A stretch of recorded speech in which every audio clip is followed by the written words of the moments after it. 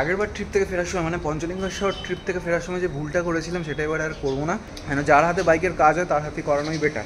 আর বড় রাইড এরপরে আছে ডিসেম্বরের এন্ডে। আর তোমরা যারা রাইড করো জানি না এই প্রবলেমটা কখনো ফেস করেছো কিনা, এটা আমি খুব ফেস করি। কেমন আছো বলো? তুমি কেমন আছো বলো? ट्रिपलिंग करके बंदा आ रहा था, इसमें मारा, फिर जाके साइलेंसर में मारा। अच्छा ब्रेक फ्लूइड में क्या इशू हुआ था? ब्रेक में आपका नॉर्मल सर्विस में चेंज होता है ब्रेक फ्लूइड, তাহলে ড্রেন আউট करने की जगह इसमें एयर चला जाएगा तो मुश्किल होगा। বাইকের অনেক কিছু আছে কাজ হলো, বাট অনেক কিছু কাজ হলোও না। আবার একটা লাস্ট পেড সার্ভিস ছিল আমার, 5th সার্ভিস, যেটা হ্যান্ডেলের বল রেসারটা চেঞ্জ করতে হবে। যে হাইনেসের লাস্ট যে পেড সার্ভিস থাকে তাতে কী কী চেঞ্জ হয়, তার মোটামুটি কত খরচা আসতে পারে, তো এই সমস্তগুলো করে টোটাল আমার বিল হয়েছে। নতুন বুক করেছে NX 500, হাতে কবে দেবে বলো? এই হচ্ছে কিছু বাইকের কন্ডিশন ট্রিপ থেকে ফেরার পরে। কাদা দেখেছো, পুরো অবস্থা খারাপ। সো এনিওয়ে, আগেরবার ট্রিপ থেকে ফেরার সময় মানে পঞ্চলিঙ্গেশ্বর ট্রিপ থেকে ফেরার সময় যে ভুলটা করেছিলাম সেটা এবার আর করবো না। আগেরবার পুরো ভরা বর্ষায় রাইড করে এসেছিলাম এবং বাইকটা আমি না ক্লিন করিয়ে না সার্ভিস করিয়ে ফেলে রেখেছিলাম, আর তার ফলস্বরূপ দেখো সাইলেন্সারের কী অবস্থা হয়েছে। রাস্টিং এসে গেছে, সাইলেন্সারে রাস্ট এসে গেছে। অলমোস্ট আমি কাল রাতে 2টোর সময় ফিরেছি ডিরেক্ট বোরং থেকে, মানে একদম সাউথ সিকিম থেকে ডিরেক্ট কলকাতা। এখন বেরোচ্ছে সার্ভিস করাতে বাইক পুরো, আর আমার 19,000 সামথিং হয়ে গেছে। এবার দেখিনি কত কিলোমিটার হয়েছে, টোটাল 19,412। তো একটা মেজর সার্ভিস করাতে হবে। লাস্ট সার্ভিস হয়েছিল আমার 13,000 না 14,000-এ। তো মেজর সার্ভিসিং করাতে হবে, কিন্তু দুর্ভাগ্যবশত যে ছেলেটাকে দিয়ে আমি সার্ভিস করাই সার্ভিস সেন্টারে, সে একটা ফোন তুলছে, কিন্তু ও না এলে আমি ভাবছি অত কাজ করাবো না, মেজর কাজগুলো করিয়ে নেবো। চেন কিল টিউব করিয়ে নেবো, ওয়াশিং করিয়ে নেবো, engine oil, air filter, oil filter এগুলো চেঞ্জ করিয়ে নেবো, আর টুকটাক যদি কিছু দেখার থাকে সেগুলো দেখিয়ে নেবো। আর বাকি মেজর কাজটা আমি ভাবছি ওর সাথে কন্ট্যাক্ট করেই করাবো। কেন যার হাতে বাইকের কাজ হয় তার হাতে করানোই বেটার। তো এখন 11:15 বাজে, এখন এখান থেকে বেরোচ্ছি, তারপর কথা বলছি তোমাদের সঙ্গে মোটো ব্লগিং সেটআপে। চলো বেরিয়ে পড়লাম, 11টা বাজে, আধ ঘন্টার মধ্যে পৌঁছে যাবো। বেশি দূর না, আমার বাড়ি থেকে ওই 12-15 কিলোমিটার হবে সার্ভিস সেন্টার। তো সিকিম ট্যুর খুব সুন্দরভাবে কমপ্লিট করলাম। South Sikkim plus West Sikkim, mainly West Sikkim ছিল, তো দারুণভাবে কমপ্লিট হলো। আর কালকে তো আরেকটা নিজের অ্যাচিভমেন্ট বলতে পারো, আবার একটা ননস্টপ রাইড করলাম পুরো সিকিম, মানে সিকিমের Borong to west Sikkim to Kolkata direct. Total 738 কিলোমিটার্সের রাইড ছিল, যেটা আমরা কমপ্লিট করতে সময় নিয়েছি 17 ঘন্টা। মানে একদম সকালবেলা ওখানে 8টায় বেরিয়েছিলাম, আর এখানে বাড়িতে ঢুকেছি 1টা-1.5টা নাগাদ।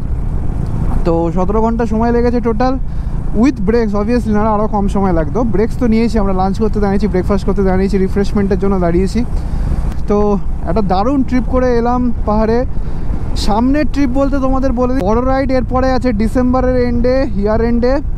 ওইটা কিন্তু একটা সুন্দর জায়গায় যাব, একটা অফবিট জায়গায় যাব, আর ওইটা হবে আমাদের গ্রুপের প্রথম ফ্যামিলি রাইড, মানে ফ্যামিলি রাইড বলতে পারো বা কাপল রাইড বলতে পারো। তো ওটা নিয়ে আমরা অনেকেই এক্সাইটেড যে প্রথমবার আমাদের লাইফ পার্টনাররা আমাদের সঙ্গে যাবে।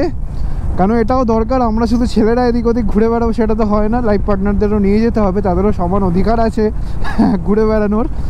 তো সেটা ডিসেম্বরে আমরা করছি এবং এটা কন্টিনিউয়াসলি হবে। বছরে আমরা 12টা কি 15টা রাইড করলাম, তার মধ্যে অ্যাটলিস্ট 4-5টা রাইড আমাদের ফ্যামিলির রাইড হবে। তো এটাই আমরা প্ল্যান করেছি। তো ডিসেম্বরে প্রথম আমাদের সেই ফ্যামিলি রাইডটা হবে, এবং রাইড বলাটা ভুল হবে, যে ওখানে কিন্তু বাইক প্লাস কারও যাবে, আর লাইফ পার্টনাররা মানে আমাদের ওয়াইফরা মোস্টলি কারে যাবে। আমরা 5-6 জন বাইকে যাব, আর 2টো গাড়ি যাবে, সুমন্তদার গাড়ি যাবে, আর অভিষেকদা নিজে ড্রাইভ করে যাবে। তো এটাই মোটামুটি প্ল্যান ডিসেম্বরের জন্য। ডিসেম্বরের 24 থেকে 29 সম্ভবত প্ল্যানটা আমরা করেছি। হ্যাঁ বাবা যা ভাই, ওফ পাগলা করে দেবে হর্ন মেরে। আর তোমরা যারা রাইড করো জানি না এই প্রবলেমটা কখনো ফেস করেছো কিনা, এটা আমি খুব ফেস করি। যখনই কোনো রাইড থেকে ফিরি, হাইওয়েতে থাকে যে স্পিড সবসময় মেনটেন হয়, যখনই শহরে ঢুকে যাই না খুব অসুবিধা হয়। মানে আমাদের তো শহরে জানো ওই যে ফ্লাইওভারে বাইকের অ্যাভারেজ বাইকের অ্যালাউয়েবল স্পিড আছে 50 না 60 রয়েছে। এই দেখেছো এখানে স্পিড মনিটরিং আছে, আমার 65 চলে গেছিলো। যাই হোক, তো এটা খুব অসুবিধা আমার, 1-2 দিন একটু অ্যাডজাস্ট হতে সময় লাগে। কেন হাইওয়ে তো সবসময় তো 80, 100, 110 এরকম তো চলে। শহরে ঢোকার পর 1-2 দিন একটু খুব অসুবিধা। তোমরা কমেন্ট করে জানিও যে তোমাদের সাথে এই সেম প্রবলেম হয় কি না। তো যাই হোক, মনটা একটু খচখচ করছে। কেন আজকে দেখো, কালকে ফিরেছি আমি রাত্রি 2টোর সময়, শুতে করতে 3টে সাড়ে 3টে বেজে গেছিলো। জাস্ট 5-6 ঘন্টা ঘুমিয়ে সকালবেলা উঠে রেডি টেডি হয়ে বাইকের কাগজপত্র নিয়ে ব্রেকফাস্ট করে বেরোলাম, কিন্তু ছেলেটা ফোন ধরছে না যার থেকে আমি কাজ করাই। যদি হোপফুলি এসে যায় তাহলে খুব ভালো, নাহলে অন্য কাউকে দিয়ে কাজ করাতে আমার ঠিক ভালো লাগে না, কারণ যার হাতে বাইকের কাজ হয় সবসময় তার হাতেই আমার করাতে ভালো লাগে। যেরকম আমরা সেলুনে গিয়ে যার হাতে চুল কাটবো তো তার হাতেই কাটবো, ঠিক সেরকমই ব্যাপার। কারণ এই সমস্ত ছেলেদের কাছে এই চুল, বাইক এগুলো খুব ইমোশনাল একটা জিনিস।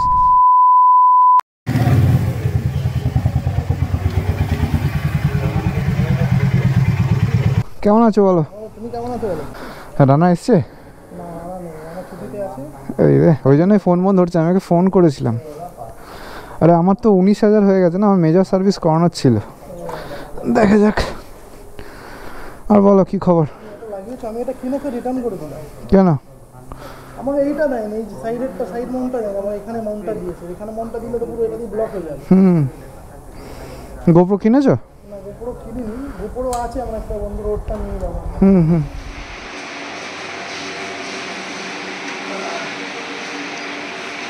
काम को बहुत कुछ कराना था। पहला जो इशू हुआ था, एक चिकलिंग करके बंदा आ रहा था, इसमें मारा, फिर जाके साइलेंसर में मारा। तो कौन से एक बार क्या देख ले पाएंगे? मुझे लग रहा है कि थोड़ा कुछ हुआ है। गिरा नहीं, ऐसा ऐसा हुआ था। वो लोग मारा था, जोर से मारा था, इधर ना कि इधर मारा, पूरा हिल गया था गाड़ी। कौन से ठीक करने का दरकार होगा, देख लेते हैं। हाँ आप एक बार चला के देख लो, और जैसे तो वॉशिंग अगर हो पाएगा तो होगा। और engine oil, oil filter, air filter, total body अगर मुश्किल है तो मैं बाद में आऊँगा। वॉल रेसर भी दिखाना था हैंडल पर, क्योंकि मेरा तो ओपनिंग का वीडियो नहीं दिखा था, इस बार भी बहुत प्रॉब्लम हुआ। टायर में अभी चेंज कर लूँगा जाकर।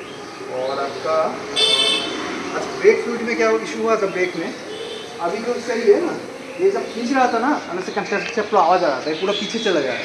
तो मैं लोकल उधर पहाड़ में दिखा, बोला आपका ये मेरा ये आपका नॉर्मल सर्विस में चेंज होता है ब्रेक फ्लूइड, क्योंकि मेरा कभी हुआ नहीं, नॉर्मल सर्विस में नहीं होता है। 2 साल बाद हुआ है, 2 साल बाद तो बोला आप एक बार उसको ड्रेन आउट करके कर लीजिए। तो फिर दूसरा बंदा बोला ड्रेन आउट करने के लिए अगर इसमें एयर चला जाएगा तो मुश्किल होगा, तो जरा सो .4 इधर टॉप अप कर दिया है। उसमें जाकर लग रहा है ठीक है, फिर भी आप एक बार देख लीजिए। और ब्रेक पैड वो बोल रहा है कि ब्रेक पैड चेंज कर लीजिए। मेरा 13,000 में फ्रंट का सेट चेंज हुआ था, पीछे का नहीं चेंज हुआ। और इंजन और एयर फिल्टर ऑयल फिल्टर तो हो गया, इसका बॉल रेसर का एक बार देखना था, और ऐसा कुछ और कुछ करना है नहीं से कर लेते हैं। हाँ एक बार चला करते हैं, आप चला करते हैं। टायर का इशू, टायर चेंज करने से हो जाएगा ना, जैसा स्टॉक टायर वही करें।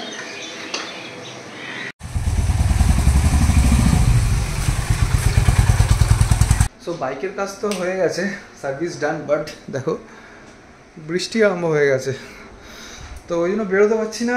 বাইকের অনেক কিছু আছে কাজ হলো, বাট অনেক কিছু কাজ হলোও না। আবার কাজ যেগুলো হলো সেগুলো একবার বলে দিই। এমনি যেগুলো আমার যেটা পেইড সার্ভিস ছিল, এটা লাস্ট পেইড সার্ভিস ছিল আমার, 5th সার্ভিস যেটা। তো সেখানে তোমার engine oil change, oil filter change, সেটা তো হবেই, তার সাথে চেন ক্লিন ওগুলো তো ম্যান্ডেটরি থাকে, ক্লিনিং থাকি। এর সাথে যেগুলো চেঞ্জ হলো, এয়ার ফিল্টার চেঞ্জ হলো, front and rear brake pad change হলো, সাসপেনশন ফ্লুইডটা চেক হলো, ওটা সাসপেনশন যে লিক আছে কিনা কোনো সেটা চেক, অনেক অফ রোড হয়েছে, সাসপেনশন চেক হয়েছে। হ্যান্ডেলের বল রেসারটা চেঞ্জ করতে হবে, কোন সেট চেঞ্জ করতে হবে, আপাতত ওটা অ্যাডজাস্ট করে দিয়েছে বলে ওই মুহূর্তে ওটা অ্যাভেলেবেল নেই, ওটা নেক্সট সার্ভিসে করিয়ে নেবো।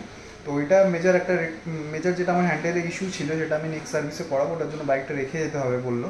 তো বাকি আর বলতে ফ্রন্ট অ্যান্ড রিয়ার যে ব্রেক ফ্লুইড থাকে সেটাও চেঞ্জ হয়েছে, আর ব্রেক প্যাডও চেঞ্জ হয়েছে। তো বাকি এই কাজগুলো তো হয়ে গেল। যে দুটো মেজর বাকি থাকলো সেটা হচ্ছে আমার কোন সেট চেঞ্জ হবে বাইকের, আর তার সঙ্গে সাসপেনশন ফ্লুইড যেটা চেঞ্জ হবে। এখন শুধু ব্রেক ফ্লুইড চেঞ্জ হলো ফ্রন্ট আর রিয়ারে।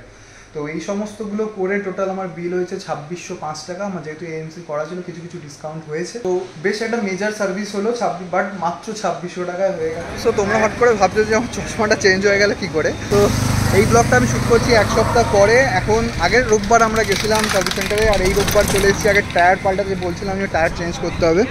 তো সুমন্তদাও এসছে, সুমন্তর টায়ার পাল্টাতেও, কেন সুমন্তদারও রিম বেঁকে গেছিলো, তো দুদিকেই রিম বেঁকেছিল। তো সুমন্তদা এবারে এক্সপেরিমেন্ট করে স্টক টায়ার না নিয়ে এই একটা নতুন টায়ার নিচ্ছে, রোড টায়ার টাইপের, একটু ফ্ল্যাট সারফেসের।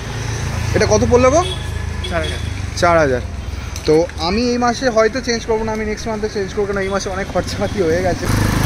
এখনও আরেকবার যাবো সার্ভিস সেন্টার, কারণ আমার যে সাইলেন্সার পাইপ, এই যে দেখো রাস্ট হয়ে কী অবস্থা, এটা ইন্স্যুরেন্স ক্লেমে চেঞ্জ হয়ে যাবে, সেটা সার্ভিস সেন্টার থেকে প্রমিস করেছে। তো সেই জন্য যাবো সার্ভিস সেন্টার। সুমন্তদাও যাবে, কেন সুমন্তদার রিম চেঞ্জ হবে, আমারও রিমের জন্য বলেছি, যদি দেখি কত কী খরচা পড়ছে জানি, যদি আমারটা রিপেয়ারেবল, আমারটা রিপেয়ার করা যাবে, কিন্তু সুমন্তদারটা রিপেয়ার হবে না, অলরেডি হাওয়া বেরোচ্ছে। তো সুমন্তদারটা চেঞ্জ হবেই, আর আমার সাইলেন্সের পাইপটার জন্য আমি কথা বলবো, আর রিমটা যদি বাইরে থেকে করানো যায় তাহলে করিয়ে নেবো। তো এখন যাবো আবার সার্ভিস সেন্টার। এটার একটা ডিটেল ব্লগ আসবে, বাট এখনই রিভিল হয়ে যাচ্ছে। বলেছিলাম সুমন্তদার নতুন বুক করেছে NX 500, তার শুভদৃষ্টি আজকে হয়ে যাচ্ছে। ও হাতে কবে দেবে বলো রানা, হাতে কবে পাবে? নেক্সট যে আছে একটা বড় খরচা আছে, কারণ টায়ার পাল্টাতে হবে। টায়ার আমার অলরেডি 19,000 কিলোমিটার চলে গেছে। তো আমাকে শোরুম থেকে তাবরেজ ভাই বলে একজন আছে, সে সাজেস্ট করলো যে অ্যাপোলো আলফা লাগিয়ে নাও। তো ওটা অনেক ভালো টায়ার, মোটামুটি 8-10 হাজারের রেঞ্জের মধ্যে চলে আসবে ফ্রন্ট আর রিয়ার। তো ওইটা একটা বড় খরচা আছে, তার সাথে এই হ্যান্ডেল বার যদি কোন সেট চেঞ্জ করি তাহলে ওখানে একটা 2,5-3 হাজার টাকার মতো খরচা আছে। তো সব মিলিয়ে পরের মাসে একটা 15,000-এর কাছাকাছি খরচা দেখতে পাচ্ছি। তো দেখছি এটা এই মাসে যদি পসিবল হয় তাহলে করে দেবো, নাহলে নেক্সট মান্থ করাবো। তো চলো, বাইরে যেহেতু বৃষ্টি হচ্ছে, এখন গোপ্রো আর লাগাচ্ছি না, অল্প বৃষ্টি পড়ছে, একটু কমেছে, এখন বেরিয়ে যায়। তো এটা ছিল একটা ছোট্ট একটা ব্লগ, যে হাইনেসের লাস্ট যে পেড সার্ভিস থাকে তাতে কী কী চেঞ্জ হয়, তার মোটামুটি কত খরচা আসতে পারে। মোটামুটি যদি এএমসি যদি না থাকে তাহলে তোমরা অ্যাভারেজ ধরে নাও যে 3 থেকে 4 হাজার টাকার মতো খরচা আসবে। আর যদি এএমসি করা থাকে তাহলে তোমাদের ওই 2.5 থেকে 3-এর মতো খরচা হয়ে যাবে। আর যেটা বলার তো বাস এটাই। এরপরে কোনো একটা নতুন ট্রিপে আবার দেখা হবে। ততক্ষণ চলো চ্যানেলের সঙ্গে জুড়ে থেকো, সাপোর্ট দেখিও। আর যদি ভিডিওগুলো ভালো লাগে, ইনফরমেটিভ মনে হয়, তাহলে অবশ্যই সাবস্ক্রাইব করো চ্যানেলটাকে। ততক্ষণ সবাই ভালো থেকো তাহলে। Tata, take care and good by.